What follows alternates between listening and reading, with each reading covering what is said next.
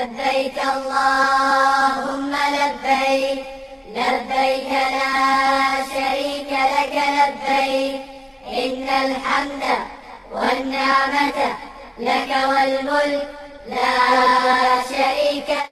السلام علیکم ورحمۃ اللہ. جی میرے پیارے بھائی، آپ کا سوال ہے عمرے کا طریقہ. سب سے پہلے ہے عمرے کے ارکان. کوئی ایک رکن بھی اگر رہ گیا تو عمرہ آپ کا زیرو ہو جائے گا، عمرہ نہیں ہوگا. پہلا رکن عمرے کا میقات پر نیت کرنا. لبیک اللہم بعمرۃ، یا اس طرح کہہ دیں اللہم لبیک عمرۃ. تو سب سے پہلے میقات پر نیت کرنا اللہم لبیک عمرۃ، یہ پہلا رکن ہے. اسی طرح دوسرا رکن عمرے کا بیت اللہ کا طواف کرنا. طواف بیت اللہ میں دایاں کندھا ننگا رکھنا ہے. پہلے 3 چکروں میں مرد حضرات نے تھوڑا تیز چلنا ہے اور عورتیں آہستہ. طواف بیت اللہ کے بعد تیسرا رکن ہے عمرے کا صفا مروہ کی سعی. اسی طرح عمرے کے 2 واجبات ہیں. نمبر 1 میقات پر سے احرام باندھنا، اور نمبر 2 عمرہ مکمل کر لینے کے بعد طواف اور صفا مروہ کی سعی مکمل کر لینے کے بعد سر منڈوانا. اگر کوئی واجب چھوٹ گیا ہے تو واجب کے چھوٹنے پر فدیہ دینا ہے 1 بکرا فقراء حرم میں. میقات پر نیت کرتے ہوئے احرام باندھ کر تلبیہ پڑھنا ہے. لبیک اللہم لبیک لبیک لا شریک لک لبیک ان الحمد والنعمت لک والملک لا شریک لک. جن لوگوں کا مکان یا رہائش گاہ میقات کے اندر ہو تو وہ لوگ اپنے مسکن سے ہی، اپنی رہائش گاہ سے ہی احرام باندھیں گے. اسی طرح جو لوگ حرم میں ہوں اور عمرہ کرنا چاہتے ہوں تو ان کے لیے ضروری ہے کہ وہ حرم سے باہر جا کر احرام باندھیں اور نیت کریں، جیسے تنعیم، مسجد عائشہ، جیرانہ وغیرہ.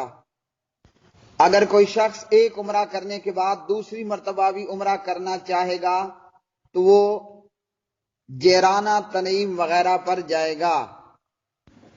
حاجی اور احرام والے کے لیے مستحبات: احرام سے پہلے بال وغیرہ کٹوانا، حجامت کروا لینا، بغل زیر ناف بال وغیرہ کاٹ لینا، احرام پہننے سے پہلے ناخن وغیرہ کاٹ لینا، مونچھیں کترا لینا، غسل کر لینا، خوشبو لگا لینا، یہ مستحب ہے.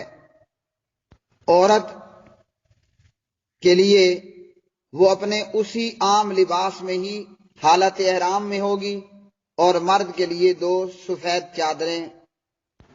میقات پر احرام باندھ کر 2 رکعت نماز پڑھنا یہ مستحب ہے، فرض یا واجب نہیں. اسی طرح ممنوعات احرام، احرام کی پابندیاں جن کو ضروری ہے کہ ان کا خیال رکھا جائے. کسی ایک بھی چیز کے کر لینے پر دم دینا واجب ہوگا. حالت احرام میں درج ذیل اشیاء سے بچنا ضروری ہے: خوشبو لگانا، بال کٹوانا، ناخن تراشنا، سلا ہوا لباس پہننا. مرد کسی قسم کا کوئی سلا ہوا لباس نہیں پہنے گا. اسی طرح خاتون بھی چہرے پر سلا ہوا نقاب نہیں کرے گی. ہاں، پردہ اس نے کرنا ہے. جب کوئی غیر محرم سامنے آئے تو اپنی چادر دوپٹہ اپنے چہرے پر لٹکا لے، لیکن سلا ہوا نقاب عورت نہیں پہنے گی. حالت احرام میں بیہودہ گفتگو اور لڑائی جھگڑا نہیں کرنا. اسی طرح دھکم پیل نہیں کرنی، کسی کو کوئی تکلیف نہیں دینی. اور مرد نے اپنا سر ننگا رکھنا ہے، سر پر ٹوپی پگڑی کچھ بھی نہیں لگانا. اسی طرح خاتون نے دستانے بھی استعمال نہیں کرنے۔ حالت احرام میں خاوند بیوی نے ازدواجی تعلقات بھی قائم نہیں کرنے، خشکی کے جانور کا شکار بھی نہیں کرنا اور شکار میں معاونت بھی نہیں کرنی۔ میقات سے ہی لبیک اللہم لبیک تلبیہ پڑھنا شروع کرنا ہے، خواتین انتہائی آہستہ آواز میں کہ غیر محرم کو اس کی آواز نہ جائے۔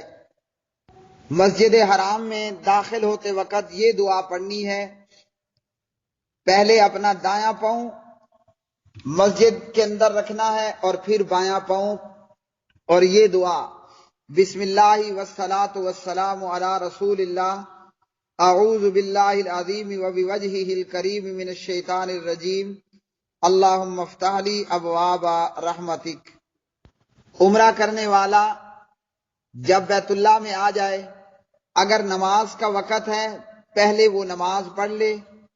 اسی طرح طواف سے پہلے تحیۃ المسجد پڑھنا ثابت نہیں ہے۔ طواف بیت اللہ کے لیے، طواف قدوم کے لیے، طواف بیت اللہ کے لیے عمرہ کرنے والا جب طواف کرے گا تو طواف کے لیے باوضو ہونا شرط ہے، لازمی ہے۔ اگر کسی شخص کا دوران طواف وضو ٹوٹ گیا ہے تو وہ دوبارہ جا کر وضو کرے، اور جس چکر میں یعنی پہلے دوسرے ساتویں تک جس چکر میں اس کا وضو ٹوٹا تھا، بہتر یہ ہے کہ دوبارہ اس چکر کو شروع سے وہ شروع کرے، یا جہاں سے وہ تھا وہیں سے بھی وہ کر سکتا ہے۔ طواف شروع کرتے وقت دایاں کندھا ننگا کر لینا ہے۔ بیت اللہ کا طواف ہر چکر حجر اسود سے شروع ہوگا اور یہیں پر ہی اختتام پائے گا۔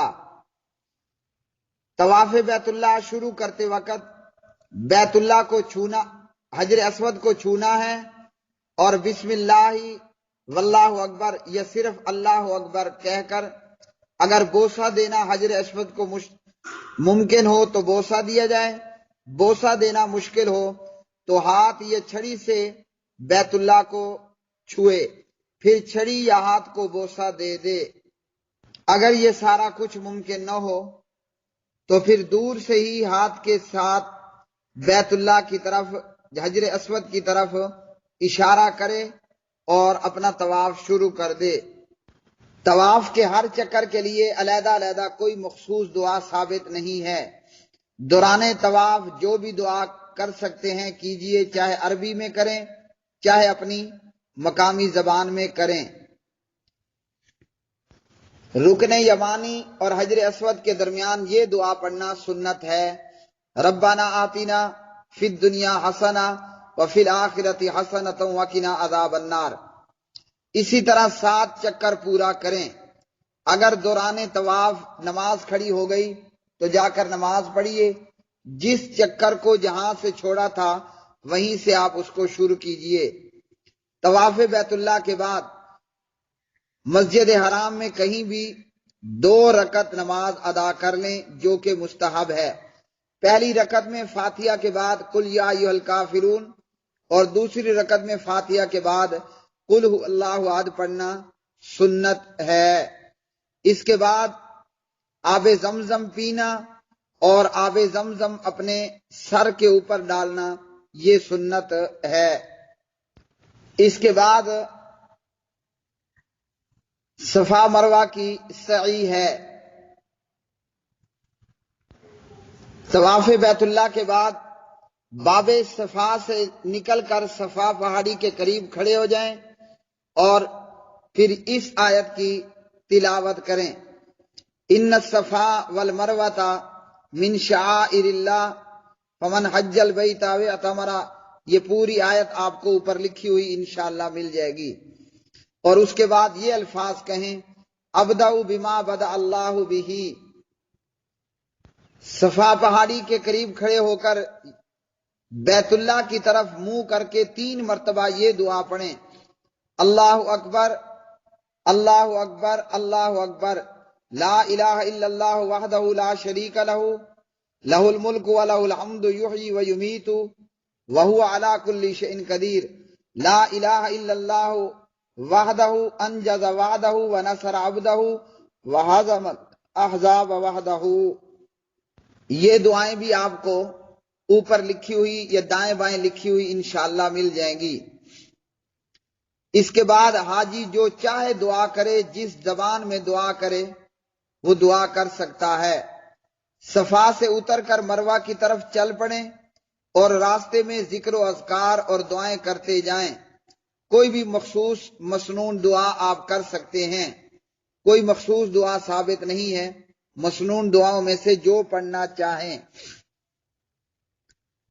راستے میں جاتے ہوئے دو سبز نشان، دو لائٹیں ٹیوبیں آئیں گی، ان کے درمیان میں مرد حضرات ہلکا سا دوڑیں اور عورتیں عام رفتار سے گزریں۔ پھر مروہ پہاڑی پر چڑھتے ہوئے وہی آیت ان الصفا والمروۃ من شعائر اللہ آخر تک پڑھیں۔ مروہ پہاڑی کے قریب کھڑے ہو کر بیت اللہ کی طرف منہ کر کے 3 مرتبہ وہی دعا پڑھیں جو صفا پہاڑی پر پڑھی تھی، اللہ اکبر اللہ اکبر اللہ اکبر آخر تک۔ اس طرح یہ ایک چکر مکمل ہو گیا۔ پھر مروہ سے صفا تک دوسرا چکر، اس طرح 7 چکر لگائیں اور آخری چکر مروہ پر ختم ہوگا۔ یہ صفا مروہ کی سعی مکمل ہو گئی۔ صفا مروہ کی سعی کے لیے باوضو ہونا ضروری نہیں ہے بلکہ مستحب ہے۔ سعی مکمل کر لینے کے بعد سر کے پورے بال منڈوا لینا افضل ہے، اور اگر بال نہیں منڈواتے تو پورے سر کے بال کٹوا لینا جائز ہے۔ عورتیں اپنے سارے بالوں کو جمع کر کے 1 انچ کے برابر تقریباً اپنے بال کاٹ لیں۔ آپ کا عمرہ مکمل ہوا، اور ہمارے لیے بھی دعا کریں کہ اللہ ہمیں بھی